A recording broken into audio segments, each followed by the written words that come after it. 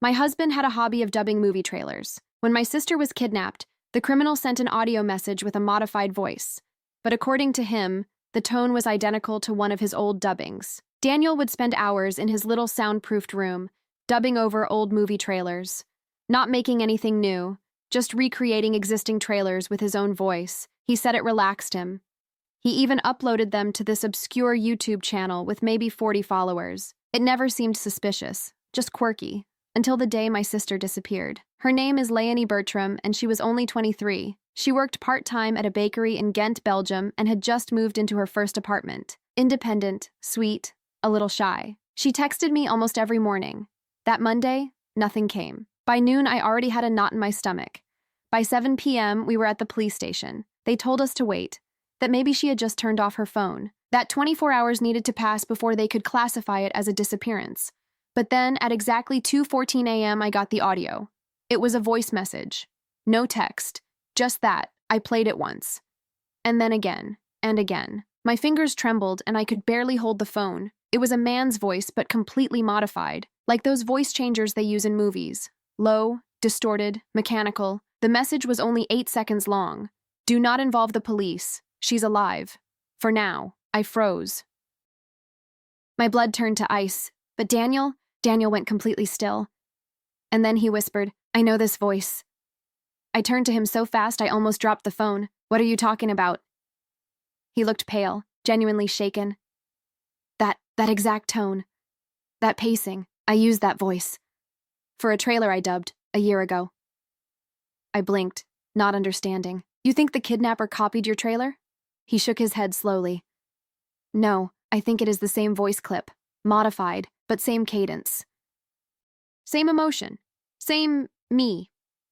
That made no sense. I wanted to tell him to shut up, to focus, to help me figure this out, but something about the way he said it made my heart pound in my ears. I told the police about the audio. I gave them my phone. They said they'd analyze it, trace it if they could, but Daniel kept looking at me like he was hiding something. I knew that look.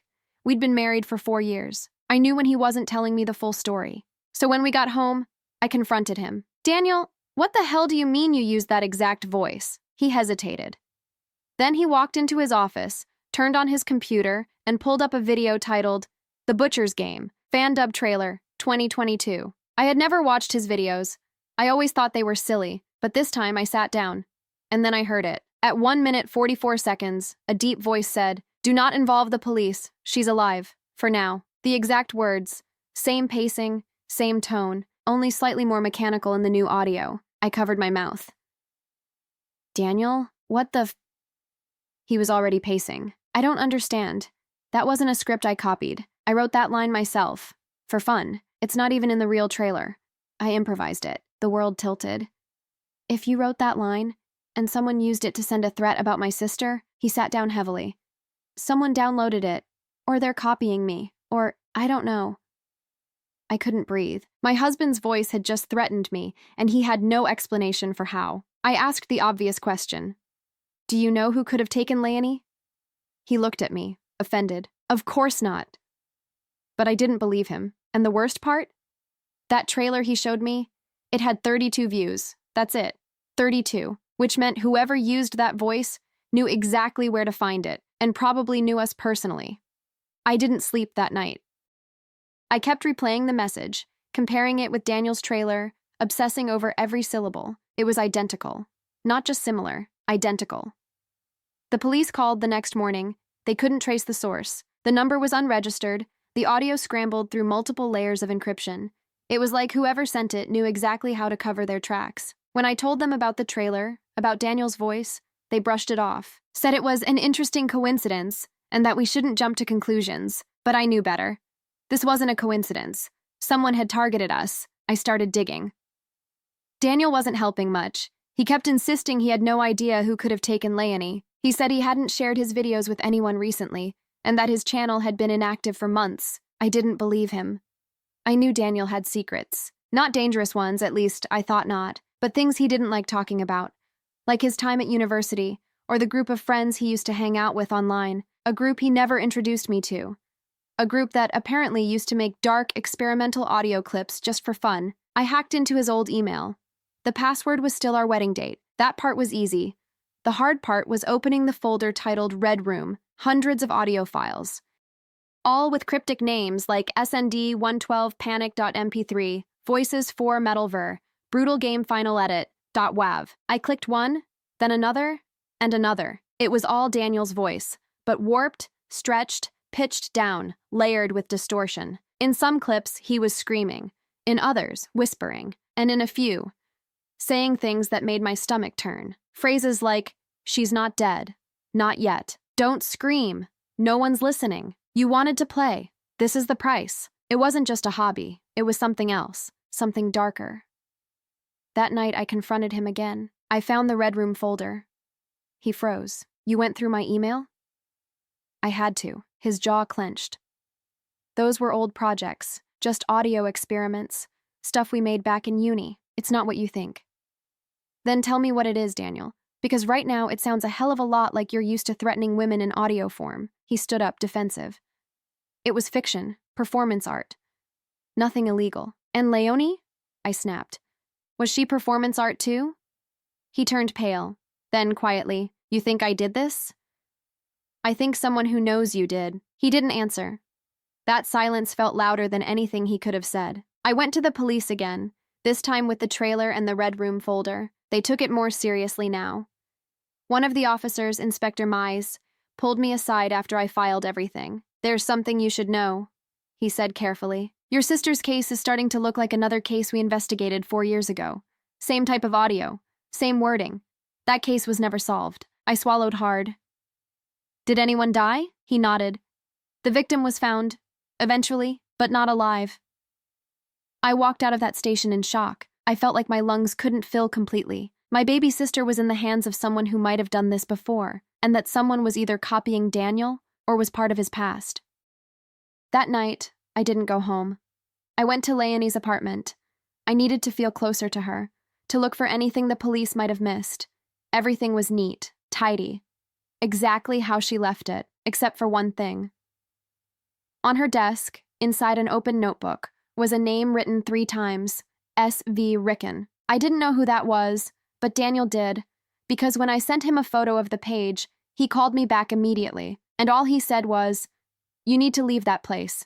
Now." I didn't move. I just stared at the notebook, Daniel's voice echoing in my ear. "You need to leave that place. Now." His tone wasn't angry.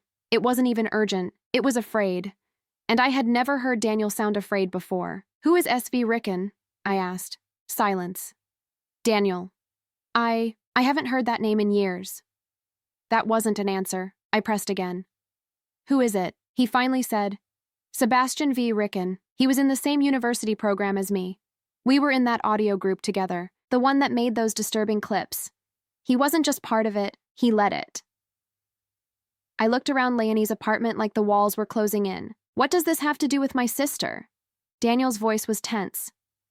Sebastian was unstable, brilliant, but obsessed. He didn't just want to create audio. He wanted to manipulate emotions, fear, paranoia, control. He talked about immersion, like it was religion. He believed the only way to make people feel real terror was to hurt someone for real. My throat went dry.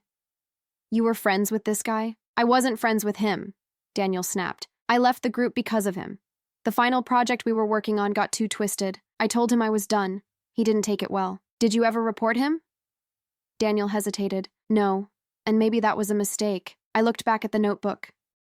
Why would Leonie write down his name?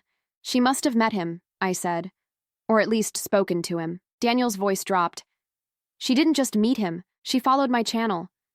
Maybe she saw his name in the credits of some old video. He used to use it as a watermark." A terrifying thought crossed my mind. What if she reached out to him? What if she found him because of you? Daniel didn't respond. I didn't wait. I grabbed Leonie's laptop, stuffed the notebook in my bag, and left the apartment. Back in my car, I Googled the name. Sebastian V. Ricken. No social media, no recent mentions, nothing relevant in the news. But I found one article from 2017 in a small online student newspaper from Utrecht University. Title: Experimental Audio Lab Shut Down After Disturbing Recordings Surface. The article was vague. It didn't mention names. but it said the group had been disbanded after an anonymous complaint about psychological abuse and manipulation during recording sessions. Several students dropped out. Others refused to talk. No charges were filed, but I knew this was it. This was the beginning. The article mentioned a campus nickname they had used for themselves, the Voices Project, that matched the name of one of Daniel's folders. I confronted him again the next morning. "Why didn't you tell me about the Voices Project?" He looked exhausted. Hollow. "Because I wanted to forget it ever happened." "Well, it didn't forget you. And it sure as hell didn't forget Leonie." I showed him the article. He didn't even read it, just nodded like he'd memorized every word years ago. "I think he's punishing me," Daniel said quietly, "for leaving, for disappearing. He couldn't reach me, so he found someone close." The idea made me sick. "You think this is revenge?" "I think it's performance. For him, it always was." Then he said something that chilled me to my core. He doesn't want money. He wants an audience. That changed everything. This wasn't just a kidnapping. It was a show. And we were already watching.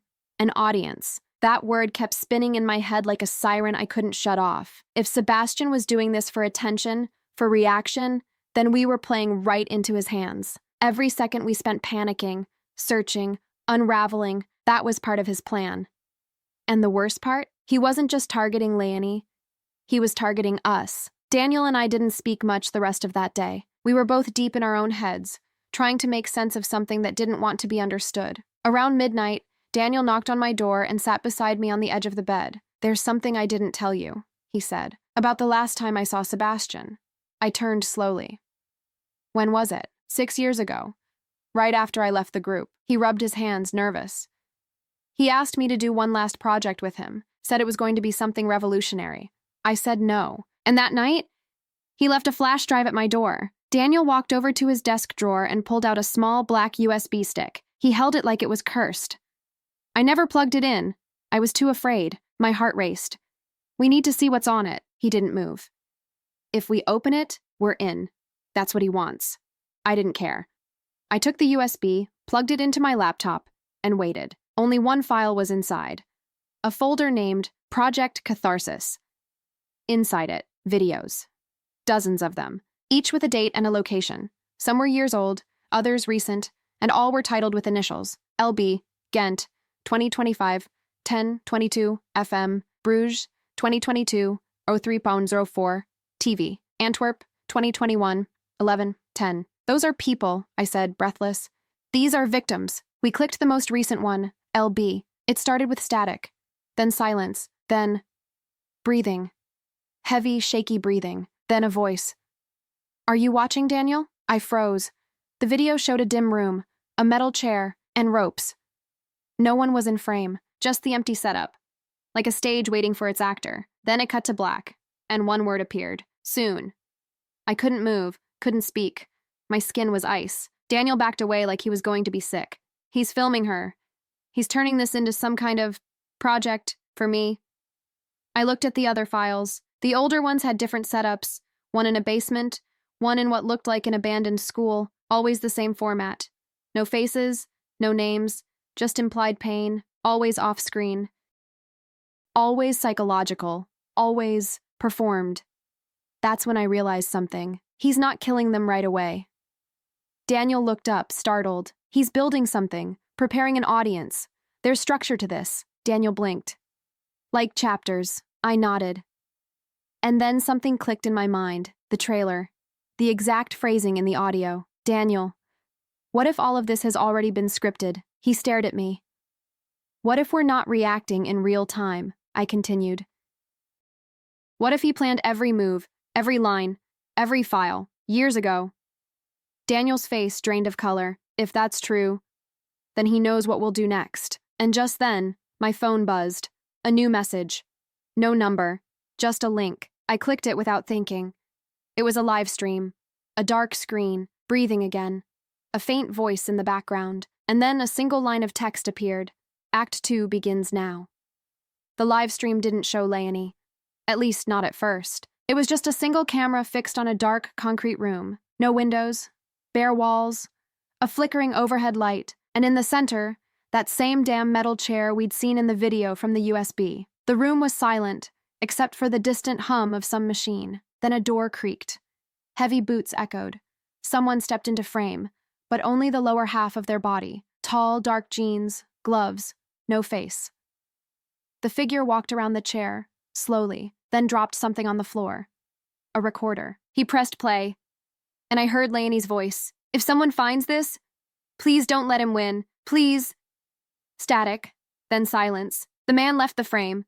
The camera stayed locked on the chair, and a timer began to count down. 47:29, 47:28, 47:27. "What the hell is that?" I whispered, staring at the screen. Daniel didn't answer. He was already pacing again, rubbing his face like he was about to explode. "It's a test," he muttered. "It's always a test." "A test for what, Daniel?" He turned toward me, eyes wild. "For us. For me. He wants to see what I'll do, what I'll choose. That timer. It's not random." I stared at the clock. 46 minutes and falling. What happens when it hits 0? Daniel hesitated, then finally said, "In one of the old projects, we built a similar countdown mechanic. It was psychological. It forced the listener to make a moral choice under pressure." "Meaning?" He swallowed hard. "If you don't make a choice, something terrible happens." I looked back at the screen. This wasn't a game. This was real. "We need to trace that stream," I said. "We called the police.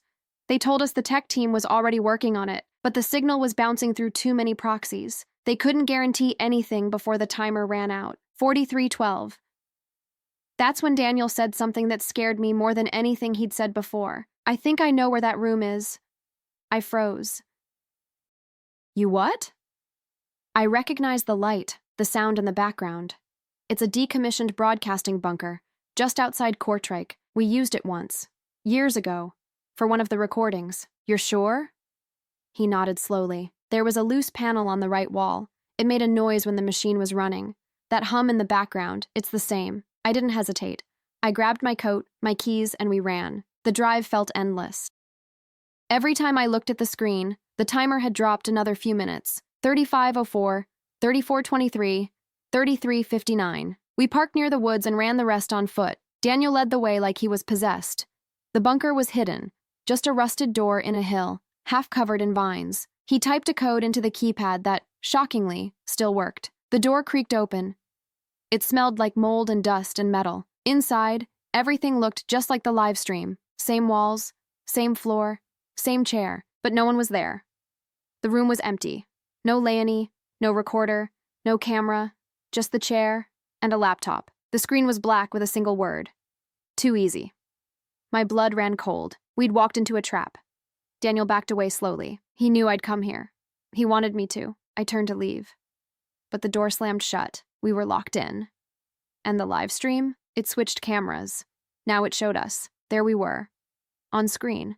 Daniel and I, frozen like statues in that cold bunker room, staring at the laptop that had just mocked us. The live stream had flipped its perspective, and now the whole world, whoever was watching, could see us, trapped, helpless, and part of Sebastian's twisted performance. The timer kept ticking. 1841, 1840, 1839. "He's watching," Daniel whispered. "He's probably been watching since we opened that damn USB." I looked around the room, heart pounding. There had to be a camera somewhere. But the walls were bare. No obvious lenses, no wires, just that humming machine behind the panel and the chair in the center. "What happens when it hits 0? I asked again. Daniel didn't answer. He just walked to the wall and started banging on it. "He thinks this is all a performance," I said. "Then fine, let's give him one." I grabbed the laptop. No ports, no internet options, completely locked except for the stream. But there was one more file. It had just appeared. Monologue. MP4. Daniel tried to stop me. I didn't care. I clicked it. The screen lit up with a video of Sebastian. His face was masked, but his voice, smooth, calm, like a teacher explaining something obvious to a very slow student. "Hello, Daniel, and welcome to your part in all this." He sat in the same chair, the same room, but filmed earlier. "You walked away from the project, remember? You abandoned the art, the truth. And for what? A normal life? A marriage? You thought you were safe. But art, real art, demands sacrifice." He leaned forward, eyes burning behind the mask. "So now you must decide. You can leave this place, but only if one of you stays behind. You or your wife." I stared at the screen, shaking. The door will unlock at 0. For one of you. And just like that, the video ended. The timer read 12:09, 12:08, 12:07. It wasn't a bluff. The message was clear. One of us walks out, the other stays. I turned to Daniel, but he wasn't looking at me. He was staring at the chair. "Don't," I said. "We're not playing this game." He looked broken. "It's not a game, Clara. If I don't give him what he wants, he'll hurt her." "He already has," I snapped. "This isn't about saving Leonie. It's about humiliating you. He wants you to choose because he knows you won't handle it." Daniel didn't move. Then he walked to the chair and sat down. "I built this chair," he whispered. "I remember welding the back piece. We thought it looked industrial, perfect for horror." I walked over and grabbed his arm. "You are not giving him what he wants." But he didn't resist. 08:51. "Clara," he said quietly, "if he's watching, you need to get out and find her. You're not part of this." "I am." "No," I said.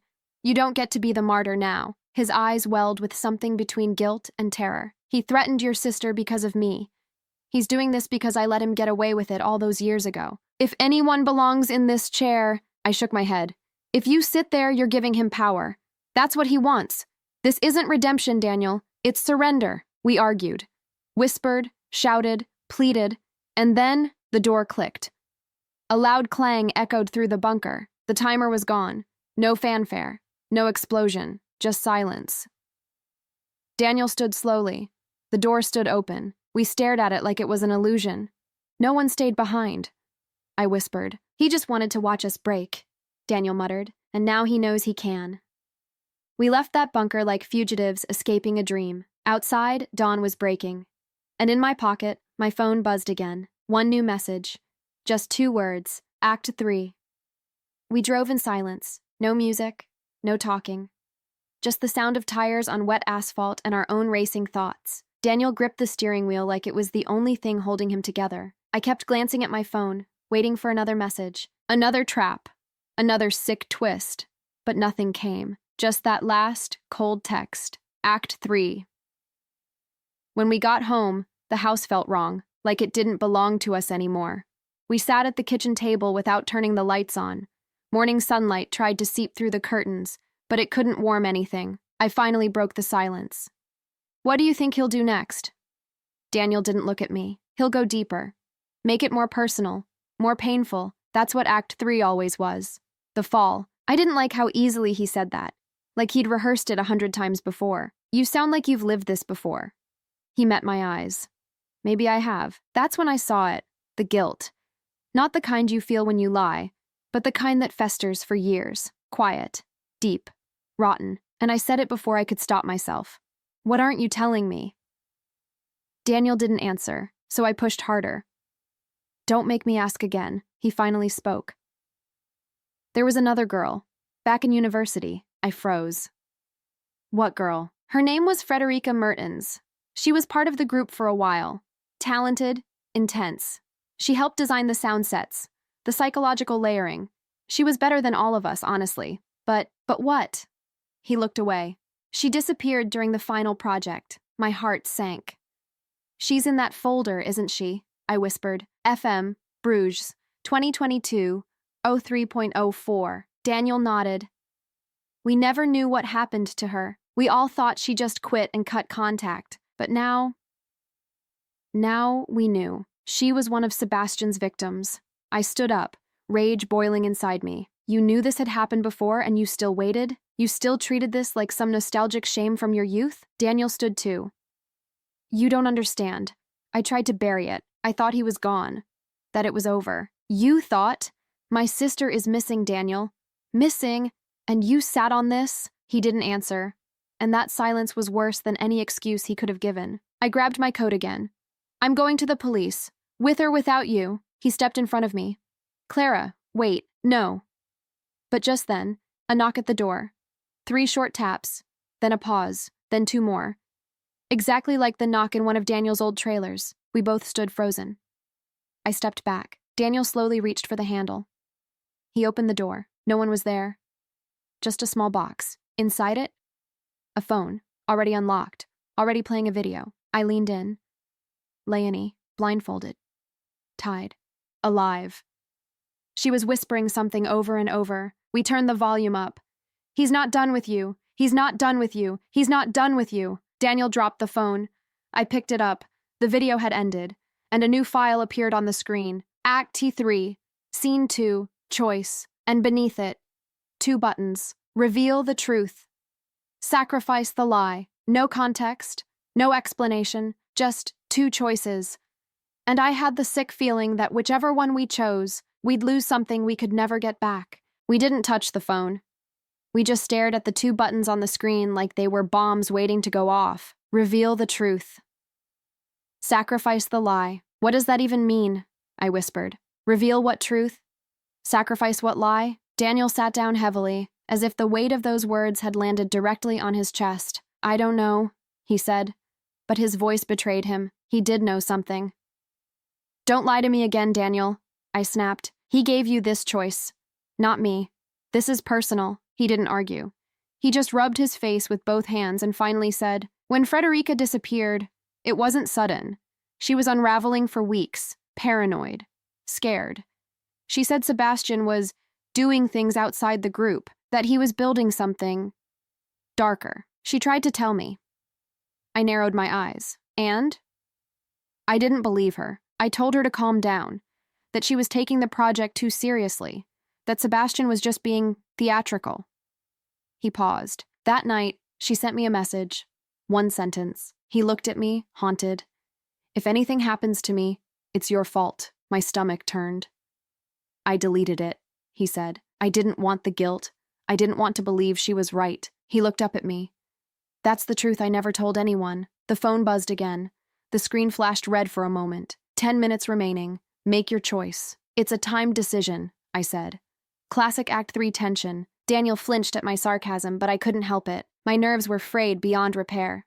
"If we choose reveal the truth, maybe he releases that message," I said. "The one Frederica sent you. Maybe he sends it to the press, or the police." Daniel nodded. "And sacrifice the lie could mean we cover it up. Or worse, or maybe he forces us to lose Leonie if we choose wrong," I said. It was a trap either way, a moral puzzle with no right answer. 7 minutes left.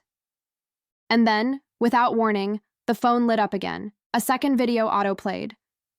This time it was a split screen. On the left, Leonie, still blindfolded, trembling. On the right, a hospital monitor. Someone unconscious. Tubes, machines, a patient. Then a caption appeared under the right side. FM, Frederica. Alive. Somewhere. Sedated. Kept in some kind of suspended hell. I covered my mouth. Daniel stared in disbelief. "She's not dead," he whispered. The caption changed again. "One will live. One will vanish." And the buttons reappeared. Reveal the truth. Sacrifice the lie. We understood now. Choosing meant deciding between Leonie and Frederica. One sister, one victim. Only one could be saved. Sebastian was forcing us to weigh guilt against blood. Daniel stood frozen. I can't choose." "You have to," I said. "He's making you decide. You're the one he's punishing." He looked at me like a condemned man.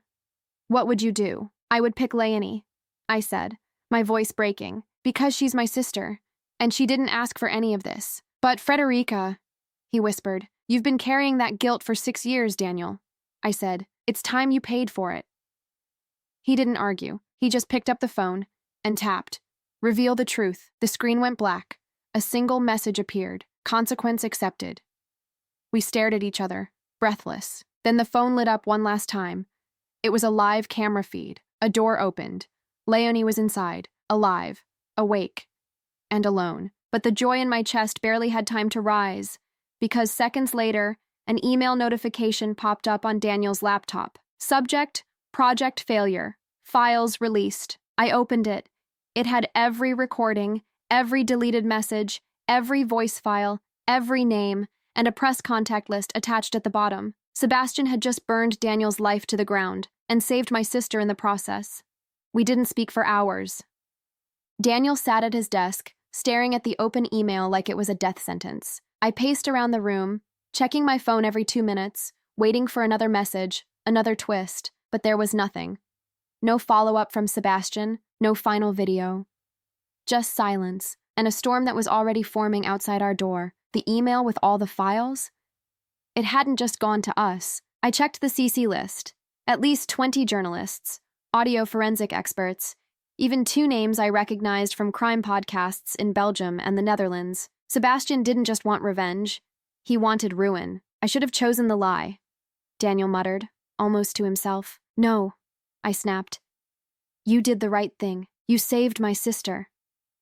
At the cost of everything else, he said. I turned to him. Your secrets aren't more important than a human life. You owed Frederica the truth. You owe all of them. Daniel looked at me for a long time, and then he said what I knew was coming. This doesn't end with Sebastian. Once the press sees those files, they'll come after me. The police will reopen every cold case that even smells like this. Then cooperate, I said. Tell them everything. Show them how deep it went. He didn't answer, because we both knew he couldn't. There were things in those recordings that could destroy more than just Daniel's reputation. There were voices in them, other people, professors, university staff, old friends, laughing, collaborating, encouraging, and now they were all exposed. The next day, it began. The first article dropped at 9:12 a.m. on a local Belgian true crime blog. By noon, it had been picked up by international outlets. The headlines were brutal. Ghent woman found alive after audio torture project exposed. Voices project tied to multiple disappearances. The man behind the mic. Horror as art, when student projects become psychological experiments. And the worst one, Daniel Earhart, the man who played God with sound. He couldn't leave the house. Paparazzi, reporters, protesters, some people even believed he was complicit in everything, that he had helped Sebastian, or at the very least enabled him. Leonie refused to speak to anyone. She was physically unharmed, but mentally shattered. She barely recognized me when I picked her up, just kept repeating the same phrase. He was always watching, always. We stayed in a hotel for 3 nights. Daniel refused to come. On the 4th day, I got a voicemail. It was from Inspector Mays, the one handling Leonie's case. We found the building from the live stream. Sebastian is gone, but the machines, the recordings, the setup, it was all there. And there's something else. I held my breath. There's evidence he's been preparing this for nearly a decade. Dozens of victims he studied. Not all abducted, but all manipulated, harassed, broken. This wasn't about revenge. This was a manifesto. I felt sick. And Clara, he said just before hanging up, there's something you should know. This isn't over. I played that last sentence 5 times. This isn't over. Daniel watched me from across the hotel room. His eyes were hollow. What did he say? He asked. I lied. Nothing important. Because the truth, I'd already started receiving emails from blocked addresses, with no messages, just audio files, clips of my own voice, phone calls, voicemails, arguments, recordings I didn't know existed. Sebastian had moved on, and now it was my turn.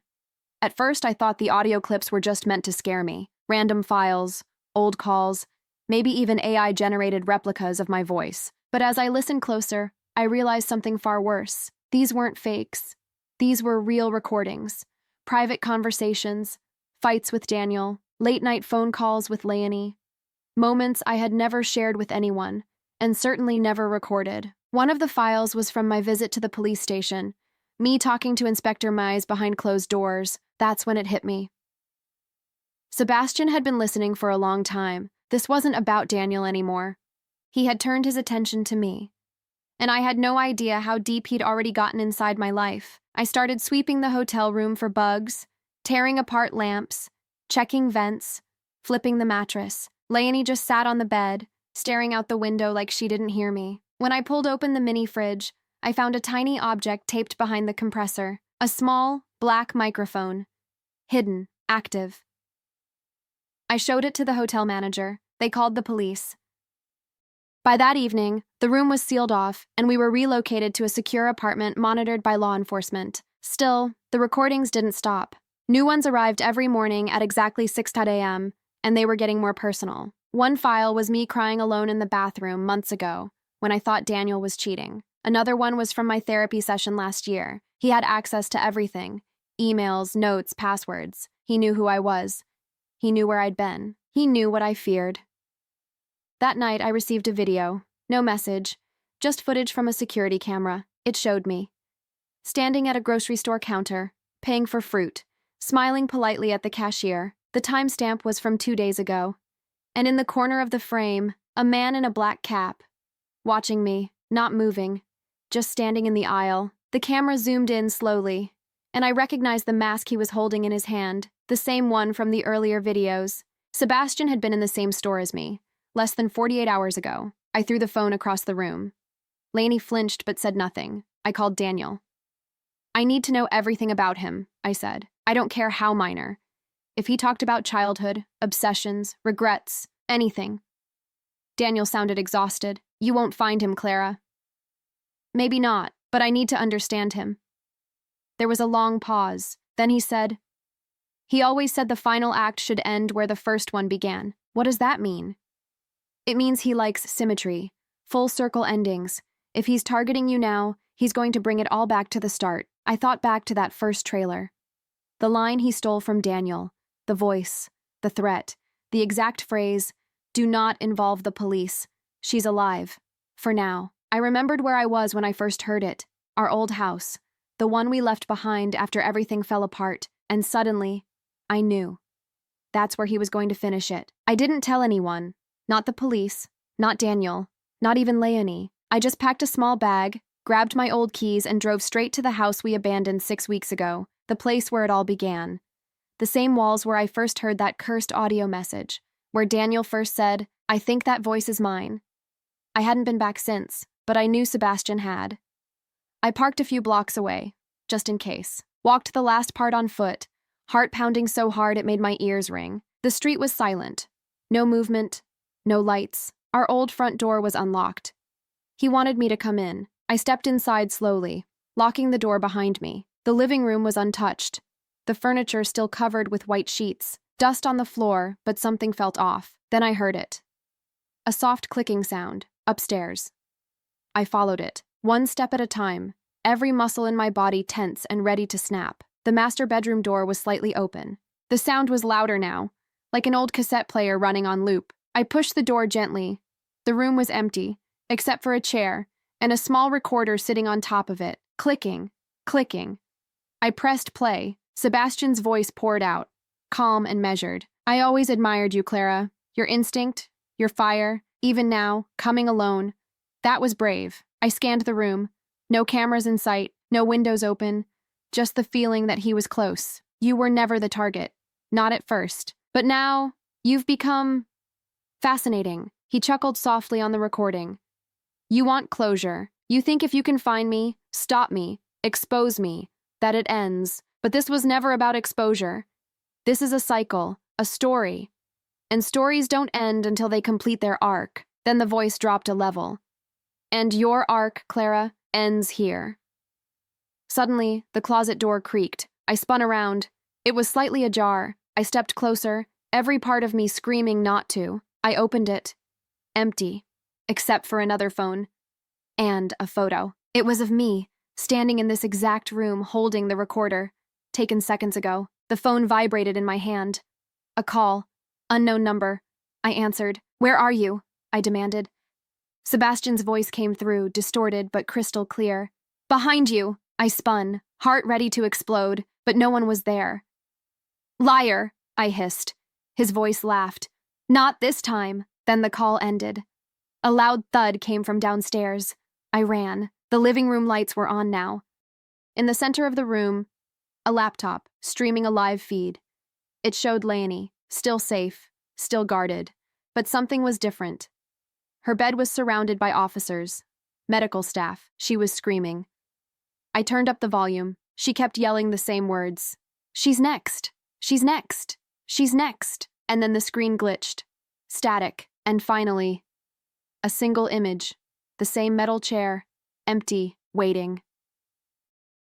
And beneath it, Act 4, The Betrayal. The words burned into the screen like they were carved into my skin. Act 4, The Betrayal. I stood there, frozen in my old living room, the silence suddenly deafening. I wanted to run. But instead, I closed the laptop slowly, as if by doing so, I could delay whatever came next, but it was already in motion. On the coffee table beside the laptop, A small envelope waited for me, my name written on it in careful, perfect handwriting, Clara. Inside, a single page, typed, "What is betrayal? Is it Daniel, hiding the truth? Is it you, choosing your sister over justice? Is it me, exposing everything, and still not being stopped? No, none of that. Betrayal is love, weaponized." I dropped the letter. This wasn't a message, it was a warning. He was going to use someone I trusted, or maybe he already had. My phone buzzed again, an email this time. Subject: "Let's see how far you'll go." Attachment: a zip file titled "The Clara Tapes." I hesitated, then opened it. There were 12 audio files, all recorded without my knowledge. Some were recent, conversations between me and the police, intimate moments with Daniel, even a voice note I'd sent Leonie before her disappearance. Others were old, really old, from before Daniel, from when I was dating someone else. And one clip, one that made my blood run cold, it was of me lying. Telling a friend that I had exaggerated a past situation, saying things I barely remembered, things that, taken out of context, made me look like I was the manipulator. I could already imagine how he'd use them. Sebastian didn't just want to destroy Daniel, he wanted to destroy me from the inside out. And then, another file, unnamed. No timestamp. I clicked it. Leonie's voice, but it was wrong. Angry, bitter. She left me, and now she pretends to care. It wasn't part of her time in captivity. It was something else. Older, private, a conversation I never knew was recorded. Suddenly everything blurred. The lines between memory and manipulation, truth and narrative. What if I had failed her before? What if Sebastian didn't just twist the truth? What if he'd uncovered something real? The lights in the living room flickered. My phone vibrated again. One last message. "Check your back pocket." Hands trembling, I reached behind me. There was nothing. I checked my coat. Inside the lining, a small bump. A microphone. Sewn in. Sebastian had been recording everything since the day I left Daniel. My entire life. Documented like a performance. And now he was rewriting it. Turning me into the villain of my own story. I sank to the floor. And then the doorbell rang. Once. Twice. I stood up slowly. Opened the door. No one. Just a small USB drive on the mat. I brought it inside. Plugged it in. A single file. Act 4. Final scene. I clicked it. A video began. It was Daniel, tied to the same metal chair, blood on his face, eyes swollen shut, but alive. Barely. Sebastian's voice played over the image. "You wanted to see the truth, Clara. Here it is. The man you protected. The sister you saved. The life you clung to." A pause. All of them came at a cost. "And now it's your turn to pay." The screen went black. Then these words appeared. Act 5 begins tomorrow. And this time, everyone is watching. I didn't sleep. I couldn't. Every sound outside the apartment felt like a threat. Every car that passed made me wonder if someone was watching, recording, waiting. Sebastian had taken over my life without ever touching me. And now, with Act 5 approaching, I had no idea what the end looked like, only that I was being dragged there whether I wanted or not. By morning, my name was trending. Not Daniel's, mine. Clara Earhart, the voice behind the lies, audio queen.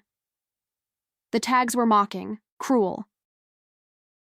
Rooted in lies that Sebastian had crafted with surgical precision, he'd uploaded the audio clips. All of them. The fights, the therapy sessions, the old recordings of Leonie's bitterness. Mixed, edited, spliced for maximum damage. People were already picking sides. Making podcasts. Writing think pieces. Some said I was part of the project all along. That I was Sebastian's accomplice, using Daniel as a fall guy. Others said I faked the kidnapping to build a narrative, to gain sympathy, to get famous, and worst of all, Leonie hadn't spoken a single word since I brought her back. Not to me, not to anyone. She just stared at walls, at corners, like something was still whispering to her that the game wasn't over. By midday, I received another email. No subject, no body, just a link. I clicked it. It led to a live stream. The title read, Asked 5, The Trial. It wasn't a video of me. Not at first. It was a room. Dark, minimal. A large screen on one wall and a single spotlight in the center. A chair. The same chair. Then the screen flickered and a montage began playing. Clips of me. All real, all painfully out of context. Yelling at Daniel, ignoring Leonie's calls, crying after arguments, laughing at something cruel someone else had said, spliced together to make me look like a monster. And in the corner of the stream, a live chat, thousands of people watching, commenting, "She's sick." So she was part of it. Why isn't she arrested? Genius project. Honestly, I slammed the laptop shut. This wasn't just psychological warfare anymore. It was public execution. Sebastian had weaponized everyone. He didn't need to kill. He could erase. I called Daniel.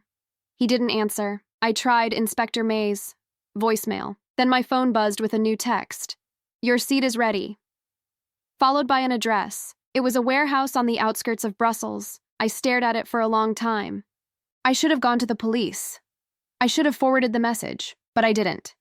Because I knew how this worked now. If I didn't go, someone else would pay. So I got in my car and drove straight into Act 5. The warehouse looked abandoned. No signs, no lights, no sounds. But as soon as I stepped inside, the door slammed shut behind me and the lights turned on, one by one, leading me down a corridor toward a single massive space. In the center, the chair. The same chair that haunted every step of this nightmare. Facing it, a screen. Already on. And beside the chair, a second one. Empty. Waiting. Sebastian was meticulous. Every detail had meaning. Symbolism. Balance. He didn't want me to suffer alone. He wanted an audience. A voice came through a speaker above me. Calm, crisp, too familiar. "Welcome, Clara." I said nothing, just walked slowly toward the center. "You've made it this far without breaking. Impressive. Most do." I looked straight at the screen. Where is Daniel? Alive. Damaged, but alive. And Leonie? She's free now. Free from you, from me, from the performance. She has no more lines to say. I clenched my fists. You think this is art? No. Art is interpretation. This is clarity. The screen flickered.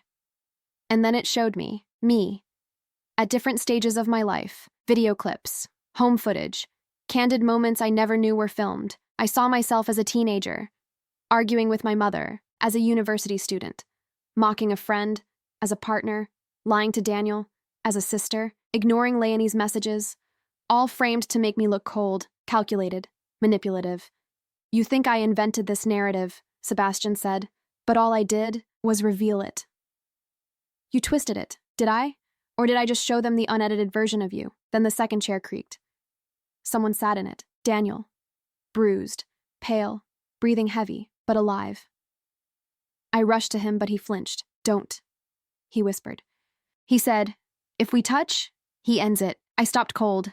He looked up at me, eyes full of shame. I thought I was the center of this, but I was just the beginning. The screen shifted. A countdown began. 10, 9, 59, 9, 58. Sebastian spoke again. "This is the final act. No tricks, no violence, just one choice. You both confess. Or you both disappear." I looked at Daniel. He nodded slowly, and then said, "I let it happen. I walked away from Frederica. I let Sebastian fester. I ignored every sign." He turned to the camera. And I liked the attention. The timer kept ticking. I looked straight ahead and said, "I wasn't there for my sister. I pretended to be, but I wasn't. I was too wrapped in my own world to notice she was falling apart. I used Daniel's past to feel superior. I wanted to feel like the better one. I lied when it helped me stay in control. And I hated the parts of me that looked like him. The countdown hit. It was 0. The screen blinked black. Silence. And then, a single word appeared. End. The doors unlocked. Lights out. Sebastian never appeared. He didn't need to. He'd gotten everything he wanted. Confession. Destruction. And now, closure. They let us go. No police. No reporters. No explosions or sirens or dramatic final chase. Just silence. Daniel and I walked out of that warehouse like ghosts. No words. No questions. Just two people who had been gutted and left standing. When we got outside, it was raining. It felt deserved. I don't remember the drive home. I don't remember packing my things. I don't even remember saying goodbye to Daniel. I just remember leaving. Leonie eventually started speaking again, but only to her therapist. She never spoke to me. I don't blame her.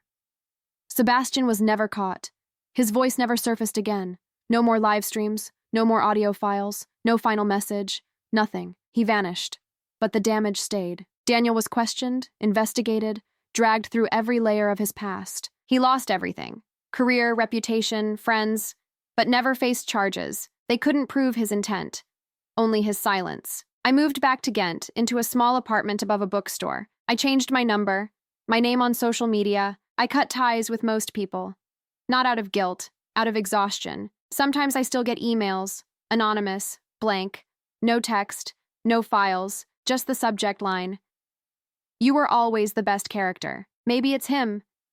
Maybe it's someone imitating him. Maybe it's just a ghost I'll never be rid of. But here's the truth. I don't need him to hurt me anymore. I do that perfectly well on my own.